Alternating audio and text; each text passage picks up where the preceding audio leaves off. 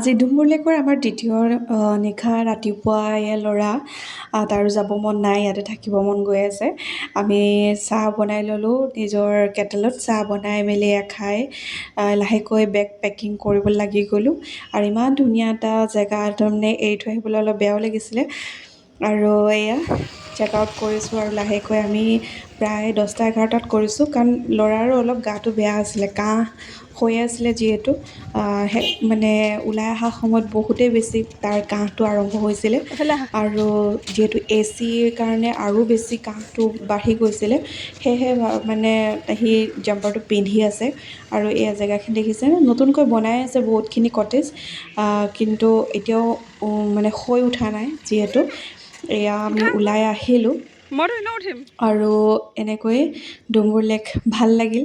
3 ৰাতি আমি তাত থাকিলোঁ আৰু এয়া ওলাই আহি মানে তাৰ ৰাস্তাত আৰু অলপ বেছিকৈ গাটো বেয়া হ'ল, সেইবাবে মানে ৰাস্তাত ৰোৱা তেনেকৈ নহ'লে, যদিও এটা জেগাত ৰৈ মেলি তাক অলপ চুপ আৰু গৰম পানী খুৱাই লৈ ওলাই আহিলোঁ। আহি এইখিনি জেগাত আমি ব্ৰেকফাষ্ট কৰিবলৈ সোমালোঁ আৰু ব্ৰেকফাষ্ট কৰি তাত একদম লোকেল সিহঁতৰ খাদ্য আমি খালোঁ।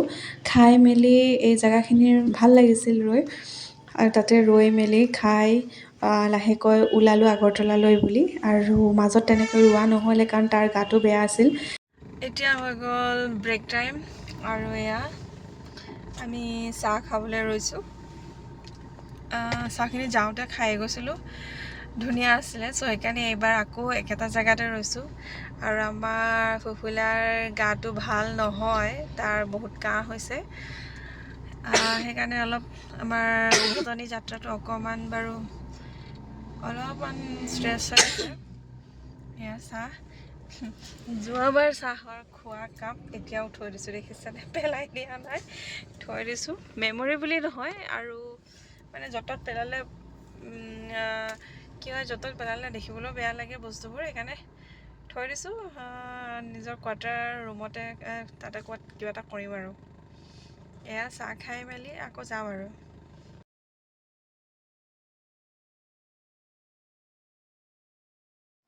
ফাইনেলি ৰুমত আহি পাই গ'লোহি। এইটো আমাৰ ৰুম, ওপৰলৈ যোৱাটো।